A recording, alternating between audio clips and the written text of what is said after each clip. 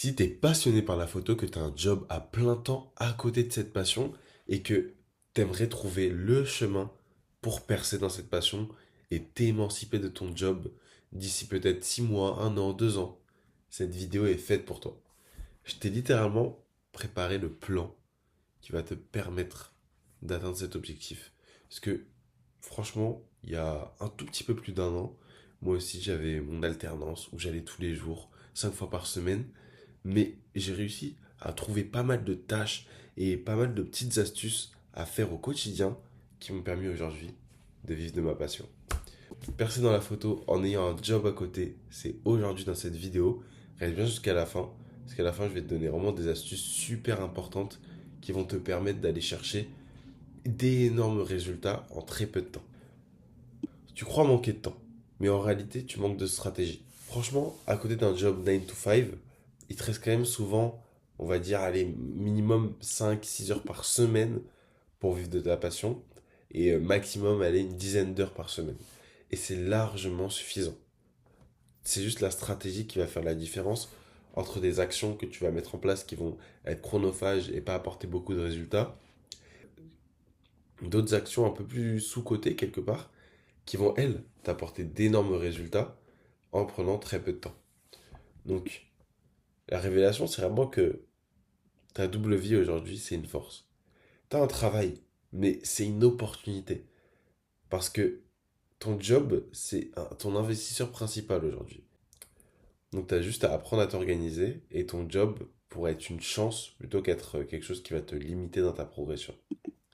Déjà, abonne-toi si jamais tu veux commencer à vivre de ta passion et à t'épanouir dans la photographie. Toutes les semaines, je te sors 3 vidéos pour t'aider à t'épanouir dans ta passion. Donc, pourquoi ton job est une chance? Pourquoi je dis ça? Ça paraît un peu bête. Tu prends 35 heures de ta semaine que tu dépenses pour un patron parce que tu n'as pas la pression de devoir gagner immédiatement ta vie avec ta passion. Tu peux construire un business en posant des fondations solides et à côté avoir quelque chose d'autre qui te permet d'avoir un salaire assuré à la fin du mois. Parce que il faut savoir que l'entrepreneuriat, c'est pas quelque chose de confortable. Ok, c'est quelque chose où tu ne sais pas ce qui va rentrer à la fin du mois, à part quand tu commences à avoir des contrats récurrents avec des clients. Mais si tu regardes cette vidéo, tu n'en es pas encore forcément à ce niveau-là. Donc, ça va aussi te permettre d'investir sur toi.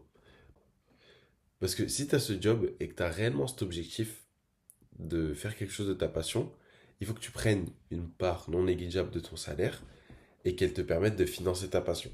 Donc tu vas pouvoir investir sur toi en payant par exemple du bon matériel, même si c'est pas forcément le pôle de dépense numéro un, si jamais tu as déjà du matériel qui est pas mal. Tu vas pouvoir te former de manière premium.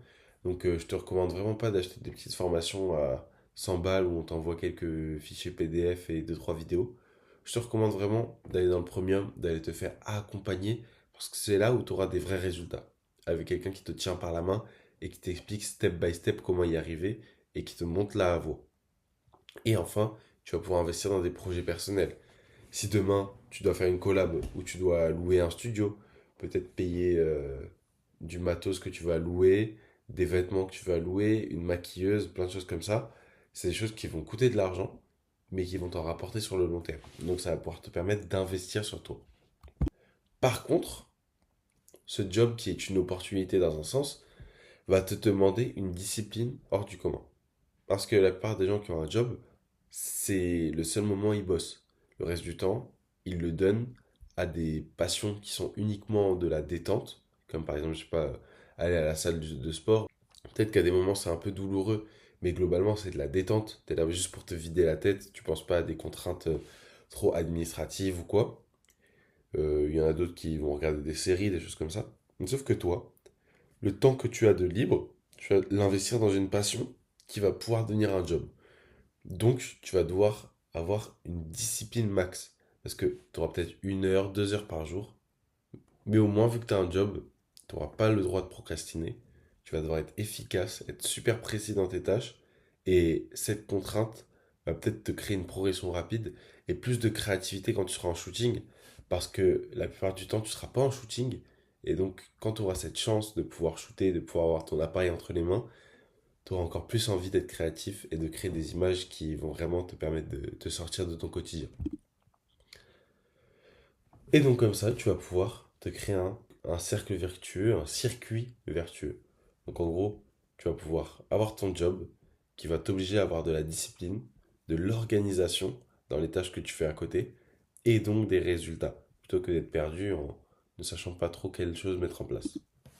Donc pour ça, tu vas pouvoir utiliser tous les moments morts de flottement au travail pour faire avancer ton business.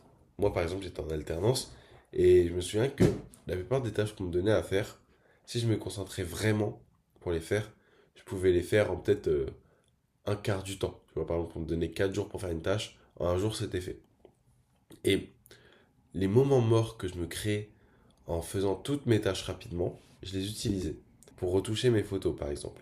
Je retouchais mes photos, j'importais mes photos que j'avais prises le week-end, etc.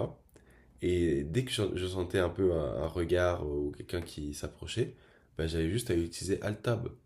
En une seconde, je changeais de fenêtre et les personnes avaient l'impression que j'étais en train de faire ma tâche, mais j'étais en train de retoucher mes photos. Mais est-ce qu'on peut dire que c'était quelque chose de malhonnête? Puisqu'au final, j'avais fini les tâches qu'on m'avait donné à faire. Je pense pas. Ou en tout cas, c'est une mini malhonnêteté, mais qui m'a permis de me libérer avec le temps et de me libérer des heures par semaine parce que justement, je rentabilisais les moments morts où j'aurais dû faire semblant de travailler dans tous les cas, où j'aurais dû peut-être aller à la machine à café avec mes autres collègues. Mais franchement, c'était pas forcément des choses qui m'intéressaient, tu vois. Parce qu'imaginons, si tu fais 6 sessions de 10 minutes par jour où tu es en train de faire quelque chose comme retoucher des photos, trier des photos, etc., ça va te faire gagner 5 heures par semaine. Et 5 heures, tu sais très bien que c'est non négligeable dans ta situation. Donc tu vois, ce petit cumul de mini-tâches que tu peux faire dans la journée pendant les moments de flottement, ça peut te faire gagner des heures par semaine. Et donc ça te fait gagner 20 heures par mois. Et déjà, tu vois, ça fait quand même 240 heures par an en tout. Si mon calcul est bon. Mais en tout cas, c'est vraiment quelque chose de non négligeable. Donc sur le long terme, des petits 10 minutes par jour, cumulés, ça va te faire des grands efforts à la fin de l'année et ça peut faire toute la différence. Maintenant, je vais te présenter un peu un petit planning réaliste que tu pourrais mettre en place dès demain pour justement commencer à t'organiser autour de ton job principal pour pouvoir faire avancer ta passion en parallèle de ton job. Parce qu'encore une fois, c'est quelque chose qui est possible. Donc, le matin, sur les moments de flottement, par exemple pendant que tu es en train de petit déjeuner ou peut-être sur le trajet, etc., tu vas pouvoir par exemple noter des idées de contenu. Donc, noter au moins une idée de réel. Tu vas pouvoir aussi organiser tes tâches que tu vas faire le soir. Parce que le soir, tu auras d'autres tâches à faire, mais c'est mieux de toujours savoir ce qu'on va faire en avance. Ça permet de ne pas avoir de moment de flottement. Et enfin, je veux vraiment que tu te mettes en mode pro. C'est-à-dire que tu aies cette identité dès le matin où tu te dises que tu es photographe pro, que les tâches que tu vas à faire aujourd'hui, c'est en tant que photographe pro. Ça te permet en fait de tout faire dans le bon sens et de ne pas aller te disperser sur des tâches qui n'ont rien à voir avec ça. Ensuite, le midi, je pense que au lieu d'aller parler météo avec tes collègues, au lieu d'aller parler des dernières offres qu'il y a sur le CE de l'entreprise avec tes collègues, tu peux aussi consacrer des minutes à ta passion. Moi, par exemple, le midi, ce qui m'arrivait très souvent quand j'étais en entreprise, c'est que j'allais déjà à la cantine à pied, tout seul, alors que tout le monde allait en voiture. Tout ça, ça me permettait de me faire une petite promenade et de réfléchir aussi. Et je mangeais tout seul. Comme ça me permettait de bosser. Donc j'avais mon téléphone et je bossais sur mon Instagram, je prospectais du monde, je relançais des gens, je répondais aux commentaires, je faisais des stories. Bref, pendant que je mangeais, je rentabilisais mon temps pour que j'ai, je sais pas, entre 10 et 30 minutes en plus dans ma journée qui vont être consacrées à ma passion. Ensuite, l'après-midi, je me permets aussi de faire toutes les micro-tâches dont je t'ai parlé plus tôt. Donc des retouches légères, des tris de photos ou des prises de notes pour mes posts du soir. Tout en utilisant bien sûr la méthode du Alt-Tab en cas de problème. Ça me permettait d'aller beaucoup plus vite et d'accumuler plein de temps que je consacrais à ma passion. Ensuite, le soir, je me mettais aussi des gros blocs. Donc, ça t'empêche pas d'aller au sport le soir. Tu peux aussi te faire une petite séance de 1, 2 heures le soir. Mais entre cette séance de sport et peut-être un petit moment de détente, il va falloir te mettre un bloc de boulot pour ta passion. Donc par exemple, le lundi, tu peux te faire de la création de contenu en deep work, c'est-à-dire vraiment tu te focuses et tu crées du contenu. Le mardi, tu peux faire du montage, de la programmation de posts. Le mercredi, tu peux faire de la prospection, des relances. Le jeudi, tu peux faire des stories Bofu. Donc en gros, c'est les stories Bofu. C'est les stories qu'on appelle les stories bottom of funnel. C'est les stories qui vont te permettre de convertir des gens. Donc c'est celle où tu vas dire, écoute, si par exemple tu es un futur marié en Île-de-France, n'hésite pas à m'envoyer wedding en DM et on pourra discuter de ce que je peux faire à ton mariage, par exemple. Et le vendredi, soir, ça m'arrivait de me reposer et aussi de préparer le matos pour les shootings du week-end. Donc commencer à charger les batteries, nettoyer mes objectifs, etc. Ensuite, le week-end, ça me permettait de faire mes projets lourds. Donc c'est ici que je plaçais par exemple mes gros shootings, les gros montages vidéo aussi, si j'avais vraiment un gros montage à caler, ou des refontes de mon portfolio, de mon site internet, etc. Bref, c'était le week-end que je faisais les projets lourds. Parce que le week-end, tu as plus de temps et t'as pas un gros bloc où tu vas au boulot au milieu de ta journée, où tu peux pas te permettre par exemple de faire un gros montage vidéo quand tu es au boulot, parce qu'il y a quand même des collègues qui verront ce que tu fais, quoi. Donc maintenant que tu sais comment organiser tes journées, il va aussi te partager quelques règles d'or qui vont te permettre justement de faire les actions dans le bon sens. Donc déjà, au niveau de ta création de contenu, la règle d'or 1, c'est qu'il faut vraiment ne pas parler au photographe. Ok, donc tu parles pas de tes paramètres, tu parles pas de je ne sais quoi, tu parles à ton client. Donc par exemple, tu peux parler du fait de comment être à l'aise devant l'objectif. Si tu shootes des mariages, tu peux dire, écoutez, si vous allez vous marier dans la région Bretagne, par exemple, bah voici trois spots qui pourraient vraiment être super cool pour votre shooting. Et comme ça, les mariés qui vont se marier en Bretagne, ils vont regarder ta vidéo, ils vont te donner de l'attention, et ça va te permettre de gagner l'attention de ton avatar client. Ensuite, la deuxième règle d'or, ça va être d'avoir un tunnel de contenu. Donc là, par exemple, la vidéo dont je viens de te parler, donc l'idée de spot, ça peut être une MOFU. Ok, ça veut dire que c'est le milieu de ton funnel. Mais le haut de ton funnel, en gros, ça va être vraiment la viralité. Donc là, tu vas essayer de faire des trends, des choses comme ça, pour essayer d'attirer, en gros, tous les futurs mariés de la francophonie. Ensuite, le MOFU, ça va être là où tu vas connecter et créer de la confiance. Donc là, tu vas pouvoir parler, par exemple, aux mariés qui vont se marier en Bretagne. Et ensuite, le BOFU, là, le but, ça va être de convertir. Donc, en gros, tous les mariés qui vont se marier en Bretagne l'année prochaine, ils peuvent, qui sont sensibles aussi à ton style, bien sûr, ils peuvent t'envoyer un message à ce moment-là. Et c'est là où tu vas les convertir. Donc, tu vois, au lieu de te payer un abonnement mariage.net, en le payant 1 600 euros, je te recommande plutôt de garder ces sous pour, par exemple, pourquoi pas te former ou des choses comme ça, parce que c'est des compétences que tu vas garder toute ta vie. Alors que payer un abonnement mariage.net, alors que tu es encore en train de créer ton métier, c'est quelque chose qui va être payable tous les ans et c'est pas quelque chose que tu vas garder toute ta vie.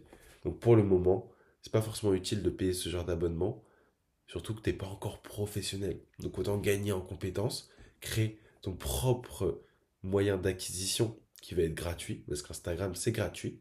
Et ensuite, peut-être que dans 1 an, 2 ans, quand tu auras besoin de rajouter encore plus de volume de mariage, là, tu pourras utiliser mariage.net en plus. Et tu verras que grâce à Instagram, ça va être fou si tu appliques ce genre de stratégie, le volume de mariage que tu vas pouvoir aller chercher déjà. Ensuite, la troisième règle d'or, c'est de faire un shooting par semaine.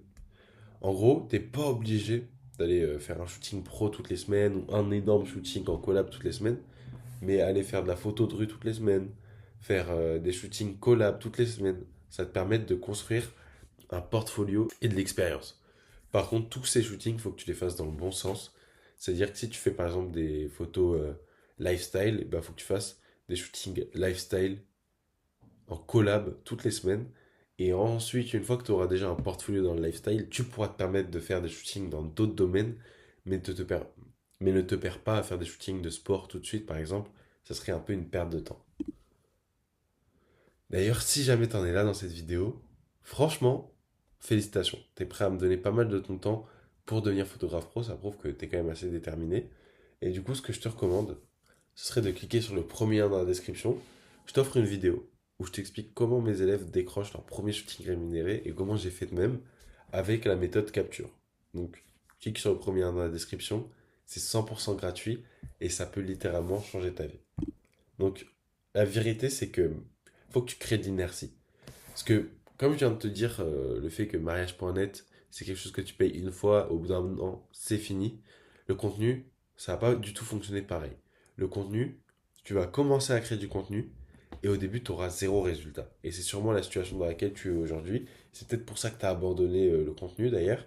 Mais sauf que, pendant 3 semaines, t'es pas censé avoir de résultats. Il faut que tu apprennes à l'algorithme d'Instagram que tu es là pour durer, que tu es quelqu'un de persistant qui veut vraiment fournir du bon contenu à Instagram. Parce qu'Instagram veut des bons créateurs qui font rester les gens sur l'application.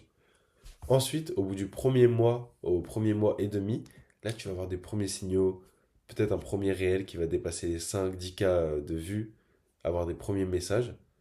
Mais là où tu auras les vrais résultats, c'est à un mois et demi et plus. Là, tu auras un vrai effet boule de neige.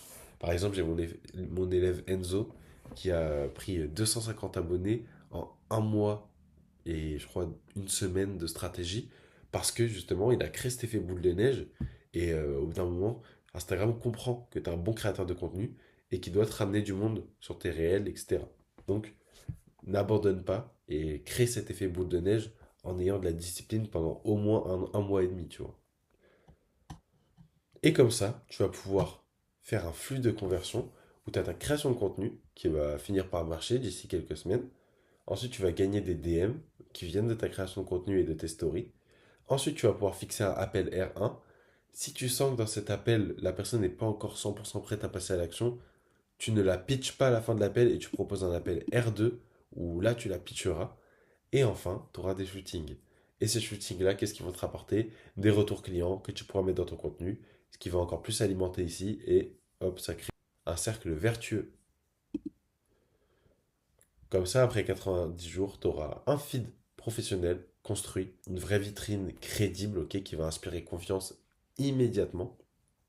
Tu auras des DM de clients, des appels de vente, où vraiment tu auras ces premiers signaux que tu es en train de devenir un photographe pro, et tu vas voir, ça fait vraiment plaisir. Mais le plus important, c'est que tu commenceras à avoir de la confiance. Tu ne te poseras plus la question est-ce que je peux le faire? Tu seras en train de le faire et tu verras les premiers signaux que c'est possible et que ton identité est réellement en train de changer. Donc pour résumer, ton job aujourd'hui, c'est ton investisseur. Donc ne le méprise pas, vois-le comme une opportunité. Maintenant, pendant ce job, c'est vrai que tu as des moments morts et au lieu de faire comme tout ont du temps à perdre pendant ce job, toi, je veux que tu rentabilises les moments morts pour ne pas aller à la machine à café, ne pas parler de la météo avec tes collègues, mais pour retoucher tes photos, trier tes photos, faire avancer ta vie. Ensuite, il faut que tu respectes ton planning d'after work. C'est-à-dire qu'après le travail, tu peux aller au sport, tu peux faire d'autres tâches, mais il faut que tu fasses une tâche pour la photo, parce que c'est qu'en te disciplinant et en avançant petit pas par petit pas, que tu vas vraiment faire des kilomètres à la fin de l'année. Et enfin, faut pas que tu te concentres sur les résultats qui vont arriver dans une semaine. Parce que dans une semaine, c'est possible que rien n'ait bougé ou que tu aies eu des micro-résultats. Mais vise l'inertie sur 90 jours. Parce que dans 90 jours, si tu fais des petits pas tous les jours, tu verras que dans 90 jours, ça va vraiment commencer à changer et ta vie va vraiment commencer à changer. Donc, passe à l'action. Clique sur le premier lien dans la description. Il y a la vidéo offerte où je t'explique la méthode qui va te permettre de devenir photographe pro dans les prochains mois sans quitter ton job. Sinon, écoute, ça m'a fait plaisir de tourner cette vidéo parce que je m'adresse un peu à l'ancien moi, donc ça fait toujours plaisir, tu vois, de parler à moi d'il y a un an et demi. Sinon, n'hésite pas à t'abonner à cette chaîne YouTube, à liker cette vidéo aussi, ça fait toujours plaisir, ça me remercie, ça m'encourage. Et sinon, on se dit rendez-vous samedi pour une prochaine vidéo.